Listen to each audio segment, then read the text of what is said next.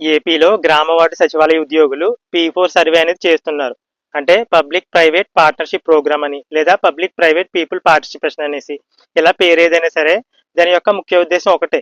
రాష్ట్రంలో 10% ఆర్థికంగా బాగా డబ్బున్న వాళ్ళు ఎవరైతే ఉన్నారో వాళ్ళు వచ్చేసి రాష్ట్రంలో ఆర్థికంగా వెనకబడిన అంటే అసలు డబ్బు లేని నిరుపేదలు ఎవరైతే ఉన్నారో ఆ 20% మందికి కూడా సహాయం చేయడం. అంటే బాగా డబ్బున్న 10% మంది, డబ్బు లేని 20% మందికి సహాయం చేయడమే ఈ P4 సర్వే అనేది. ఇందులో భాగంగా ఏపీ ప్రభుత్వం ముందు చేయాల్సింది ఆ 10% మంది డబ్బున్న వాళ్ళని గుర్తించాలి. అలాగే 20% మంది నిరుపేదల్ని కూడా గుర్తించాలి. అందుకోసం ఈ P4 సర్వే అనేది చేస్తుంది. మరి ఈ సర్వే ద్వారా ప్రభుత్వం పేదలను గుర్తిస్తుందా? అంటే ఈ సర్వేలో మీకు మొబైల్ నెంబర్కి సంబంధించి, టీవీకి సంబంధించి, అలాగే వాషింగ్ మిషన్ ఉందా, ల్యాప్టాప్ ఉందా, ఎలక్ట్రిసిటీ బిల్ కానివ్వండి, ఇలా ఇంటికి సంబంధించి ఇలా ఎన్నో ప్రశ్నలు అయితే ఆ సర్వేలో అయితే ఉన్నాయి. మరి ఈ సర్వే ద్వారా ఏపీ ప్రభుత్వం పేదలను గుర్తిస్తుందా? ఎందుకంటే చాలా మంది వాళ్ళకి పథకాలు ఆగిపోతాయేమన్న భయంతో కొంతమంది 4 వీలర్ ఉన్నా సరే లేదనేసి, ల్యాప్టాప్ ఉన్నా లేదనేసి ఇలా కొన్ని ఆన్సర్స్ అయితే చెప్పొచ్చు. మరి అలాంటి సందర్భాల్లో ప్రభుత్వం ఎలాంటి నిర్ణయం తీసుకుంది, అలాగే ఈ సర్వేకి సంబంధించి ప్రాసెస్ ఏంటి, ఇలా వివరాలన్నీ కూడా మనం ఈ వీడియోలో అయితే తెలుసుకుందాం. ఈ సర్వే అనేది గ్రామ వార్డు సచివాలయ ఉద్యోగులు మాత్రమే చేయడానికి అవకాశం అయితే ఉంది. సిటిజన్స్ వచ్చేసి వాళ్ళు సొంతంగా సర్వే అనేది చేసుకోవడానికి ప్రెజెంట్ అవకాశం అయితే లేదు. ఇక ఈ సర్వేలో ఉన్నటువంటి క్వశ్చన్స్ ఏవైతే ఉన్నాయో ఆ ప్రశ్నలన్నీ కూడా మనం ఈ వీడియోలో చెప్పుకుంటూనే వాటి ద్వారా ప్రభుత్వం పేదలను గుర్తించగలదా, అసలు కొన్ని విషయాలు అయితే ఇప్పుడు చూద్దాం. సచివాలయ ఉద్యోగి ఎంప్లాయీ మొబైల్ అప్లికేషన్ లో లాగిన్ అయిన తర్వాత P4 సర్వేకి సంబంధించి కొన్ని క్వశ్చన్స్ అయితే రావడం జరిగింది. అవేంటో చూసినట్లయితే ఈజ్ హౌస్ హోల్డ్ అవైలబుల్ అని వచ్చి ఎస్ఆర్ నో అని అయితే ఇవ్వడం జరిగింది. అంటే సచివాలయ ఉద్యోగి ఒక క్లస్టర్ కి సంబంధించి ఎవరికైతే సర్వే చేయాలనుకుంటున్నారో వారి పేరు పైన క్లిక్ చేసిన తర్వాత ఈ విధంగా ఈజ్ హౌస్ హోల్డ్ అవైలబుల్ అనే ఒక క్వశ్చన్ అయితే ఇవ్వడం జరిగింది. అంటే ఆ కుటుంబంలో సర్వే చేయడానికి ఎవరో ఒకరు అందుబాటులో ఉన్నారా? అంటే ఒక కుటుంబంలో ఇప్పుడు ఇద్దరు ఉన్నారు, ఆ ఇద్దరిలో సర్వే చేయడానికి వెళ్ళినప్పుడు ఒకరు అందుబాటులో ఉన్నారు కాబట్టి అందుబాటులో ఉంటే గనక ఎస్ అని క్లిక్ చేస్తారు. అందుబాటులో లేకపోతే సర్వే చేయడానికి మరొకసారి అయితే ఇంటికి వెళ్తారు. అలా కాకుండా కుటుంబంలో ఉన్న ఇద్దరు కూడా వేరే చోటకి వలస వెళ్ళిపోవటము, ఒకవేళ వలస వెళ్ళినట్లయితే ఎక్కడికి వెళ్ళారు అంటే ఉపాధి నిమిత్తం వేరే చోటకి వెళ్ళిపోయి వేరే చోట ఉంటున్నట్లయితే అలాంటి ఆప్షన్లు కూడా ఇచ్చారు. అంటే రాష్ట్రంలో ఇతర జిల్లాల్లోని ఇతర వేరే చోట నివసిస్తున్నారు అని, లేదంటే వేరే చోటకి వలస వెళ్ళిపోయారని, అంటే రాష్ట్రం దాటి వెళ్ళిపోయారని, లేదా కుటుంబంలో ఉన్న పర్సన్స్ ఎవరైతే ఉన్నారో వారందరూ కూడా చనిపోయినట్లయితే అందరూ చనిపోయారని చెప్పడానికి డెత్ ఆప్షన్ అయితే ఇవ్వడం జరిగింది. ఈ విధంగా సర్వే ముందుకు వెళ్ళడం జరుగుతుంది. అంటే అందుబాటులో ఉంటే సర్వే ముందుకు వెళ్తుంది, అందుబాటులో లేకపోతే ఎందుకు అందుబాటులో లేరు, వేరే చోటకి వలస వెళ్ళారా, చనిపోయారా, లాంటి ఆప్షన్లు అయితే వస్తాయి.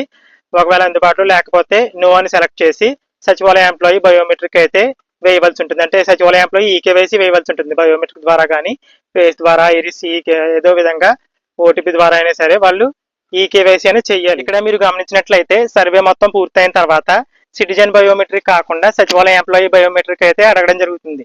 ఇలా ఎందుకు అంటే ఇప్పుడు సిటిజన్స్ ఎవరైతే ఉన్నారో వారిని సర్వేలో కొన్ని క్వశ్చన్స్ అడిగినప్పుడు ప్రజలు ఏ విధంగా సమాధానం చెప్తారంటే వారికి పథకాలు ఆగిపోతాయేమో అన్న భయంతో తప్పు సమాధానాలు ఇచ్చే అవకాశం అయితే ఉంది. అందుకోసం ఈ సర్వే బాధ్యతను అంతా సచివాలయ ఎంప్లాయీకి అయితే అప్పగించారు. అంటే ఒకవేళ సిటిజన్ తప్పు చెప్పినా అది కరెక్ట్ చేసుకుని సరిగ్గా ఆప్షన్ సెలెక్ట్ చేయవలసిన బాధ్యత వచ్చేసి సచివాలయ ఎంప్లాయీకి ఉంది. ఉదాహరణకి ఒక ఇంటి వద్దకి సర్వేకి వెళ్ళేటప్పుడు వారికి టీవీ ఉన్నా సరే, అంటే వాళ్ళకి టీవీ ఉంది, టీవీ పలుకుతుంది, టీవీ కూడా వాళ్ళది, అయినా సరే మీకు టీవీ ఉందా అని అడిగితే సిటిజన్ వచ్చేసి మాకు టీవీ లేదు అని అయితే చెప్పొచ్చు. సో అలాంటి సందర్భాల్లో వారికి ఆ టీవీ అనేది నిజంగా ఆ సిటిజన్దే అయితే కనుక వాళ్ళు టీవీ లేదని చెప్పినా సరే ఆ సర్వేలో సచివాలయ ఎంప్లాయీ వచ్చేసి ఒకవేళ టీవీ కనుక సిటిజన్తో అయితే కనుక టీవీ ఉందని సెలెక్ట్ చేయవలసి ఉంటుంది. ఎందుకంటే ఈ సర్వే అనేది ఎగ్జాక్ట్ గా రావాలి అంటే సచివాలయ ఎంప్లాయీ కరెక్ట్ గా ఇన్ఫర్మేషన్ అనేది ఫిల్ చేయాలి. సిటిజన్ తప్పు చెప్పే అవకాశం ఉంది కాబట్టి ఈ ప్రాసెస్ అనేది ఎవరైతే ఎంప్లాయీస్ ఉన్నారో, సచివాలయ ఎంప్లాయీస్ ఉన్నారో వారికి అప్పగించడం జరిగింది. అందుకోసమే సర్వే మొత్తం పూర్తయిన తర్వాత ఈకేవైసీ అనేది సచివాలయ ఎంప్లాయీకి ఇచ్చారు కానీ సిటిజన్కి ఇవ్వలేదు. కాబట్టి సిటిజన్స్ ఎవరైతే ఉన్నారో వారి సర్వేలో కొన్ని వివరాలు తప్పు చెప్పినా అది కరెక్ట్ చేసి ఫిల్ చేయవలసిన బాధ్యత సచివాలయ ఎంప్లాయీకి అయితే ఉంటుందని అయితే ఈ ఆప్షన్ ద్వారా అయితే అర్థం చేసుకోవచ్చు. ఈ హౌస్ హోల్డ్ అవైలబుల్ అన్న చోట కుటుంబంలో ఎవరో ఒకరు అందుబాటులో ఉన్నట్లయితే ఎస్ అని క్లిక్ చేస్తారు. తర్వాత సర్వే ముందుకైతే వెళ్తుంది. అంటే సర్వే చేయడం కోసం ఎవరో ఒకరు అందుబాటులో ఉండాలి కాబట్టి సర్వే అయితే ఎస్ అని క్లిక్ చేసినట్లయితే ముందుకు వెళ్తుంది. అలాగే తర్వాత ప్రశ్న చూసినట్లయితే అంటే ఎస్ అని క్లిక్ చేసిన తర్వాత ఏమని వస్తుందంటే name of the house hold member, అంటే ఆ కుటుంబంలో మీరు అదే సచివాలయ ఉద్యోగి వచ్చేసి ఎవరికైతే ఎవరినైతే వివరాలు అడుగుతున్నారో వారి పేరైతే క్లిక్ చేస్తారు. అంటే కుటుంబంలో ముగ్గురు ఉన్నారు, ఆ ముగ్గురులో ఒకరు మాత్రమే అందుబాటులో ఉన్నారు. ఆ అందుబాటులో ఉన్నటువంటి వ్యక్తికి వివరాలను అడిగి సర్వే అయితే చేస్తున్నారు కాబట్టి ఆ అందుబాటులో ఉన్న పర్సన్ పేరేంటి, హౌస్ హోల్డ్ మ్యాపింగ్ డీటెయిల్స్ ప్రకారం పేర్లు అయితే వస్తాయి. ఎవరైతే అందుబాటులో ఉన్నారో వారి పేరు పైన అయితే క్లిక్ చేస్తారు. వారి యొక్క ఆధార్ నెంబర్ అనేది ఆటోమేటిక్గా కింద అయితే రావడం జరుగుతుంది. అలా క్లిక్ చేసిన తర్వాత మెయిన్ క్వశ్చన్ అయితే రావడం జరుగుతుంది. Do you consent to be A part of the CMs top 10 hand holding bottom 20 exercise? అంటే చెప్పుకున్నాం కదా, బాగా డబ్బున్న 10% మంది డబ్బు లేని 20% మందికి ఆదుకునే ప్రక్రియలో ముఖ్యమంత్రి గారు ఈ విధంగా సర్వే అయితే తీసుకొస్తున్నారు. ఇందులో పాల్గొనడం మీకు ఇష్టమేనా? ఈ ప్రశ్న అయితే సిటిజన్స్ అయితే అడగాలి సచివాలయ ఎంప్లాయీ. ఒకవేళ సిటిజన్స్ కి ఎలాంటి ప్రాబ్లం లేదు, మేము ఈ సర్వేలో పాల్గొంటామంటే ఎస్ అని క్లిక్ చేస్తారు. ఎస్ అని క్లిక్ చేస్తే సర్వే ముందుకైతే వెళ్తుంది. నో అని క్లిక్ చేస్తే, అంటే మేము ఎలాంటి వివరాలు చెప్పము అన్న వాళ్ళు ఉంటారు కదా, అలాంటి వాళ్ళు ఎవరైనా ఉన్నట్లయితే నో అని క్లిక్ చేస్తారు. అక్కడతో సర్వే అయితే పూర్తవుతుంది. అంటే సచివాలయ ఎంప్లాయీ బయోమెట్రిక్ ఈకేవైసీ ద్వారా అక్కడతో సర్వే అయితే పూర్తవుతుంది. ఒకవేళ సర్వేలో పాల్గొనడం సిటిజన్ కి ఇష్టమైతే కనుక సర్వే ముందుకు వెళ్తుంది. అంటే ఎస్ అని క్లిక్ చేస్తే సర్వే ముందుకైతే వెళ్తుంది. తర్వాత ప్రశ్న చూసినట్లయితే do house hold have a phone number? అంటే ఆ కుటుంబానికి సంబంధించి ఏదైనా ఫోన్ నెంబర్ అందుబాటులో ఉందా? ఫోన్ నెంబర్ అందుబాటులో ఉంది అంటే ఫోన్ అవసరం అవుతుంది. ఎందుకంటే ఫోన్ నెంబర్ అనేది వెరిఫికేషన్ అయితే చేయాలి, అంటే వెరిఫై అయితే చేయాలి. అందుకోసం ఆ ఫోన్ నెంబర్కి ఓటీపీ అయితే వస్తుంది. కాబట్టి ఫోన్ ఉంటేనే ఉందని క్లిక్ చేస్తారు, ఫోన్ లేకపోతే లేదని అయితే క్లిక్ చేస్తారు. ఇక్కడ ఈ ఫోన్ ద్వారా కూడా వాళ్ళు పేదలా కాదా అన్నది ప్రభుత్వం గుర్తించవచ్చు. చెప్పలేం కదా, వాళ్ళకి కనీసం ఫోన్ కూడా లేదా అన్న క్వశ్చన్ కూడా ప్రభుత్వానికి అయితే రావచ్చు. సో ప్రతి ప్రశ్న కూడా, అంటే ఇక్కడ నుంచి వచ్చే ప్రతి ప్రశ్న ద్వారా కూడా వాళ్ళు నిజంగా పేదలా కాదా అన్నది ప్రభుత్వం అయితే గుర్తించవచ్చు. అంటే డేటాబేస్ లో డేటా అంతా స్టోర్ అయి ఉంటుంది కాబట్టి ఫిల్టర్ అయితే చేస్తారు, అంటే లిస్ట్ అవుట్ అయితే చేస్తారు. దాని ద్వారా వాళ్ళు నిజంగా పేదలా కాదా అన్నది ప్రభుత్వం గుర్తిస్తుంది. అంటే ఇప్పుడు ఈ క్వశ్చన్లు ఏంటి, వాళ్ళకి ఫోన్ నెంబర్ అనేది ఉందా, ఉంటే ఉందని క్లిక్ చేస్తారు, లేదంటే లేదని క్లిక్ చేస్తారు. లేదంటే మిగతా క్వశ్చన్, లేదని క్లిక్ చేస్తే మిగతా క్వశ్చన్ అడుగుతుంది. ఉంది అంటే కనుక, అంటే ఫోన్ నెంబర్ ఉంటే కనుక ఫోన్ నెంబర్ ఎంటర్ చేయాలి. ఫోన్ నెంబర్ ఎంటర్ చేసి ఓటీపీ పంపించిన తర్వాత ఓటీపీ ఎంటర్ చేసి వెరిఫికేషన్ అయితే పూర్తి చేయాలి. అలా ఫోన్ నెంబర్ వెరిఫై చేసిన తర్వాత ప్రశ్న చూసినట్లయితే how many members in the household including dependents and children's?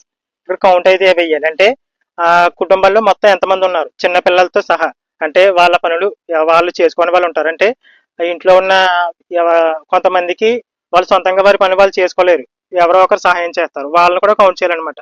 అంటే చిన్నపిల్లలు వాళ్ళ పని వాళ్ళు చేసుకోలేరు కాబట్టి వాళ్ళని నెగ్లెక్ట్ చేసేద్దామన్నది కాదు, వాళ్ళని కూడా కౌంట్ చేయాలి. అంటే ఇంట్లో ఎంతమంది ఉంటే వారందరినీ కూడా కౌంట్ చేసి ఎంతమంది ఉన్నారో ఆ నెంబర్ అయితే ఇక్కడ ఎంటర్ చేయాలి. అలాగే తర్వాత ప్రశ్న చూసినట్లయితే how many earning members are in the household including rent, interest, employment? అంటే ఆ కుటుంబంలో సంపాదించే వాళ్ళు ఎంతమంది, దేంతో మొత్తం ఏదో ఏదో ఒక రకంగా సంపాదించే వాళ్ళు. అంటే కొంతమంది ఇల్లు అద్దెకిస్తూ ఉంటారు, ఆ అద్దెల ద్వారా కూడా సంపాదిస్తారు. కొంతమంది వడ్డీల వ్యాపారం చేస్తారు, దాంతో సహా అంటే ప్రతిదీ కూడా సెల్ఫ్ ఎంప్లాయ్మెంట్ చేసే వాళ్ళు కూడా ఉంటారు. వీటన్నిటికీ కలిపే ఎంతమంది ఆ కుటుంబంలో సంపాదించే వాళ్ళు ఉన్నారని అయితే ఇక్కడ క్వశ్చన్ అయితే ఉంది. ఆ కౌంట్ అయితే ఇక్కడ సెలెక్ట్ చేస్తారు. ఒకవేళ కుటుంబంలో ఎవరు కూడా సంపాదించకపోతే, ఎవరు సంపాదించట్లేదని జీరో అయితే ఉంటుంది, ఆ జీరో ఆప్షన్ అయితే సెలెక్ట్ చేస్తారు. ఎవరైనా సంపాదిస్తున్నట్లయితే ఎంతమంది సంపాదిస్తున్నారన్నది అక్కడ సెలెక్ట్ చేసుకుంటారు. పై ప్రశ్నకి ఇప్పుడు అడిగిన ప్రశ్న, అంటే ఇంతకు ముందు అడిగిన ప్రశ్నకి ఇప్పుడు అడిగిన ప్రశ్నకి ఒక సంబంధం అయితే ఉంది. దాని ద్వారా కూడా ప్రభుత్వం పేదలా కాదన్నది కూడా గుర్తించవచ్చు. అంటే ఇప్పుడు కుటుంబంలో ఒక 6 ఉన్నారు, కానీ ఇంట్లో సంపాదించే వాళ్ళు ఎవరు లేరు. అంటే వాళ్ళు ఆర్థికంగా కొంచెం డబ్బు లేని వాళ్ళ కింద లెక్క కూడా కట్టొచ్చు. చెప్పలేం కదా, ప్రతిదీ కూడా క్వశ్చన్ ఎందుకు అడుగుతున్నారు, ప్రతి దాన్ని బేస్ చేసుకుని పేదలు ఎవరన్నది అనేది ప్రభుత్వం గుర్తించవచ్చు. ఒకవేళ కుటుంబంలో ఎవరైనా సంపాదించే వాళ్ళు ఉన్నట్లయితే ఎక్స్ట్రాగా సబ్ ఆప్షన్ల కింద ఒక 2 ఆప్షన్లు అయితే వచ్చాయి, ఏంటి క్వశ్చన్లు అయితే వచ్చాయి. కుటుంబంలో ఎవరైనా ప్రభుత్వ ఉద్యోగం ఉన్నారా అని, అలాగే గడిచిన 2 సంవత్సరాల్లో ఎవరైనా ఇన్కమ్ ట్యాక్స్ పే చేశారా, ఇలాంటి 2 ప్రశ్నలు అయితే అడిగారు. ఇక్కడ ఈ సర్వేలో నేను గమనించిన విషయం ఏంటంటే రైస్ కార్డు ఎవరికైతే లేదో, అంటే రేషన్ కార్డు ఎవరికైతే లేదో అలాంటి వారి పేర్లు అయితే ఈ సర్వేలో రాలేదు. మరి మీ ఏరియాలో అలా పేర్లు వచ్చాయో రాలేదని తప్పకుండా కమెంట్ సెక్షన్లో అయితే తెలియజేయండి. అంటే ఉద్యోగాలు చేసే వాళ్ళ పేర్లు ఎవరైతే ఉన్నాయో వారి పేర్లు మ్యాక్సిమం రాలేదు. ఒకవేళ వచ్చినట్లయితే తప్పకుండా కమెంట్ సెక్షన్లో అయితే తెలియజేయండి. ఇక తర్వాత ప్రశ్న చూసినట్లయితే what kind of resident do you reside in? ఇక్కడ ఎలాంటి ఇంట్లో మీరు నివాసం ఉంటున్నారు అని ఒక ప్రశ్న అయితే రావడం జరిగింది. దానికి ఆప్షన్లు వచ్చేసి కచ్చా ఇళ్ళ, పక్కా ఇళ్ళ. ఇక్కడ కచ్చా ఇల్లు అంటే పూరి గుడిసెలు, అంటే తాటాకిళ్ళు మట్టితో చేసిన ఇల్లు ఏవైతే ఉన్నాయో అలాంటివన్నీ కూడా కచ్చా ఇల్లు కింద పరిగణించవచ్చు. ఇక పక్కా ఇల్లు అంటే కనీసం ఇటుకలు, సిమెంట్, ఐరన్ ఇలాంటివన్నీ ఉపయోగించి బేస్మెంట్ కొంచెం బలంగా ఉన్న వాటిని పక్కా ఇల్లు కింద అయితే పరిగణించవచ్చు. కొంతమంది ఇల్లు సుడిగాడు సినిమాలో కోవేశాలు డోర్ ఓపెన్ చేసినట్టు ఒక పాక అయితే ఉంటుంది, డోర్ ఓపెన్ చేసినట్టు పెద్ద బంగ్లా ఓపెన్ అవుతుంది. అలాంటి ఇల్లు ఏమన్నా ఉన్నట్లయితే సచివాలయ ఉద్యోగులే ఒకసారి వెరిఫై చేసుకోవాల్సి ఉంటుంది. ఇక తర్వాత ప్రశ్న చూసినట్లయితే does any house hold member have a bank account? అంటే కుటుంబంలో ఎవరో ఒకరికి కనీసం బ్యాంక్ అకౌంట్ అనేది ఉందా? బ్యాంక్ అకౌంట్ లేని వాళ్ళు కూడా కొంతమంది ఉంటారు. అందుకోసం ఇక్కడ వారు పేదలా కాదా అనేది ప్రభుత్వం ఇక్కడ గుర్తిస్తుంది. ఇక్కడ క్వశ్చన్స్ అడిగే క్వశ్చన్లన్నీ కూడా వాళ్ళు పేదలా కాదా అని తెలుసుకోవడం కోసమే. ఇక్కడ పథకాలు ఆపేయడానికి సంబంధించి పెద్దగా ప్రశ్నలు ఏం కనిపించలేదు ప్రస్తుతానికైతే. ఒకవేళ అదే కనుక చేస్తే ప్రభుత్వం పైన ప్రజలు ఏ విధంగా తిరగబడతారో తెలిసిందే. కాకపోతే ఇక్కడ ప్రభుత్వ పథకాలకి సర్వేకి ఏం సంబంధం లేదనైతే ప్రభుత్వం అయితే చెప్తుంది. ఈ సర్వేలో వచ్చిన క్వశ్చన్స్ అన్ని కూడా వారు పేదలా కాదని తెలుసుకోవడానికి సంబంధించినవి ఉన్నాయి. Does any house hold member have a bank account అంటే వారికి బ్యాంక్ అకౌంట్ ఉంది అంటే ఉంది అని క్లిక్ చేస్తారు, లేదు అంటే లేదని క్లిక్ చేస్తారు. కనీసం ఫ్యామిలీలో ఎవరో ఒకరికి బ్యాంక్ అకౌంట్ ఉన్నట్లయితే ఉంది అని క్లిక్ చేయొచ్చు. అసలు బ్యాంక్ అకౌంట్ లేని వారు ఎవరైనా ఉన్నట్లయితే వారికి లేదని క్లిక్ చేసినట్లయితే త్వరలో అంటే సర్వే పూర్తయిన తర్వాత వారికి బ్యాంక్ అకౌంట్ ఓపెన్ చేసే విధంగా కూడా ప్రభుత్వం చర్యలు తీసుకోవచ్చు. ఇక తర్వాత చూసినట్లయితే do you own urban or municipal property, yes or no అని అయితే ఇవ్వడం జరిగింది. అంటే మీకు మున్సిపల్ ప్రాపర్టీ అంటే అర్బన్ ప్రాపర్టీ ఏమన్నా ఉన్నట్లయితే ఉంది అని క్లిక్ చేస్తారు, లేదంటే లేదని క్లిక్ చేస్తారు.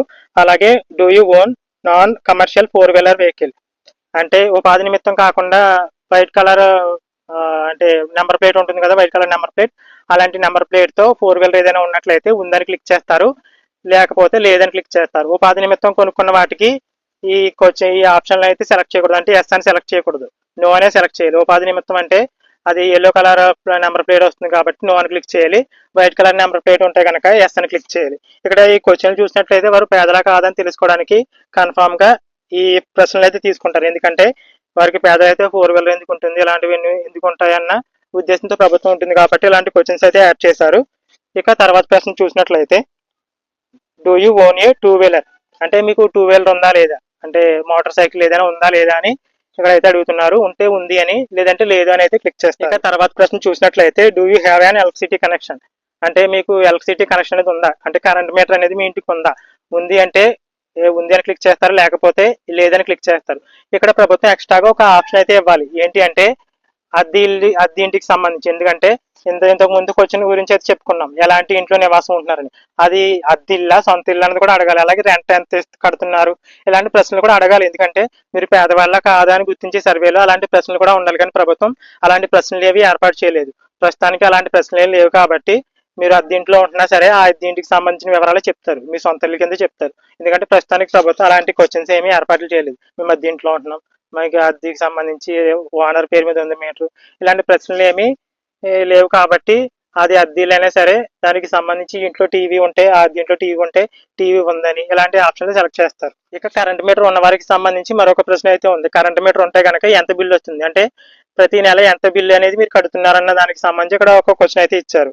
0 నుంచి 500 అంటే మీకు 500 లోపు కరెంట్ బిల్ వస్తే ఫస్ట్ ఆప్షన్ సెలెక్ట్ చేస్తారు.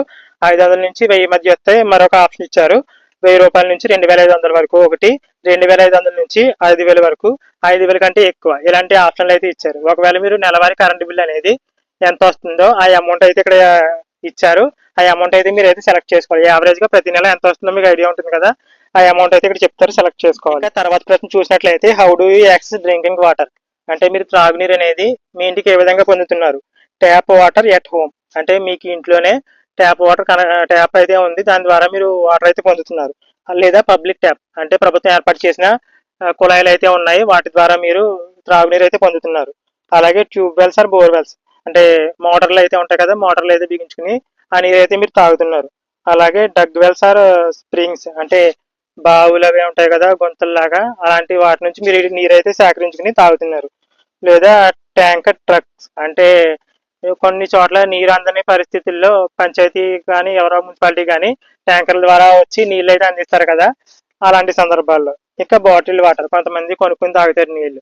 సో ఇలాంటి ప్రశ్నలు అయితే ఉన్నాయి. ఇందులో మీరు పబ్లిక్ ట్యాప్ కనెక్షన్ ఉంది అని సెలెక్ట్ చేస్తే కనుక ఎక్స్ట్రాగా మరొక ఆప్షన్ అయితే ఇస్తారు. How long does it take you to get water round time trip అని ఒక ఆప్షన్ అయితే ఇచ్చారంటే మీరు పబ్లిక్ ట్యాప్ ఉపయోగిస్తున్నట్లయితే అంటే పంచాయతీ వాళ్ళు ఏర్పాటు చేసిన మున్సిపాలిటీ వాళ్ళు ఏర్పాటు చేసిన కుళాయిలను మీరు వినియోగిస్తున్నట్లయితే అలాంటి సందర్భంలో మీరు ఒక బిందె నీళ్ళు తీసుకోండి. బిందె నీళ్ళు పెట్టుకున్న తర్వాత మళ్ళీ బిందె ఎంతసేపు జరుగుతుంది అంటే దానికి టైం అయితే ఉంటుంది కదా, ఒక కుళాయి దగ్గర ఒక 10 మంది ఉండొచ్చు, 5గురు ఉండొచ్చు, లేదా దూరంగా ఉండొచ్చు. వాటన్నిటిని దృష్టిలో పెట్టుకుని ప్రభుత్వం ఇక్కడ కొన్ని ఆప్షన్లు అయితే ఇచ్చింది. అంటే ప్రతి ట్రిప్ కి అంటే ఒక బిందె తెచ్చుకున్న తర్వాత రెండో బిందె తెచ్చుకోవడానికి ఎంత టైం పడుతుంది, ఇలాంటి ప్రశ్న అయితే అడిగింది. ఇంటి దగ్గర అంటే ఇంట్లోనే కుళాయి ఉంది అంటే పంచాయతీ వాళ్ళు ఒక స్కీమ్ ద్వారా మాకు ఇంట్లోనే కుళాయి అయితే ఏర్పాటు చేశారు, మాకు సొంతంగా కుళాయి అయితే ఉంది కాబట్టి ఎట్ హోమ్ అనేది సెలెక్ట్ చేస్తారు. లేదంటే లెస్ దాన్ 15 మినిట్స్ అంటే 15 నిమిషాల లోపే నేను బిందె నీళ్ళు తెచ్చుకుంటాను. లేదంటే 15 నుంచి 30 నిమిషాలు అయితే పడుతుంది. అంటే పావుగంట నుంచి అరగంట టైం వరకు కూడా పడుతుంది బిందె నీళ్ళు తెచ్చుకోవడానికి. లేదా అరగంట కంటే ఎక్కువ సమయం పడుతుంది ఆ బిందె నీళ్ళు తెచ్చుకోవడానికి. ఇలా పబ్లిక్ ట్యాప్ వాటర్ అన్నప్పటికీ ఇక్కడ ఈ ఆప్షన్ అయితే ఇచ్చారు. ఎందుకంటే వాళ్ళు పేదలా కాదన్నది ఈ క్వశ్చన్ ద్వారా కూడా తెలుసుకోవచ్చు. ఎందుకంటే వారు మంచినీళ్ళ కోసం, త్రాగునీరు కోసం అంత టైం వెయిట్ చేస్తున్నారు. అరగంటకు పైనే వాళ్ళు వెయిట్ చేస్తున్నారు. అంటే ఆ ఏరియాలో అంత ప్రాబ్లం అయితే ఉంది.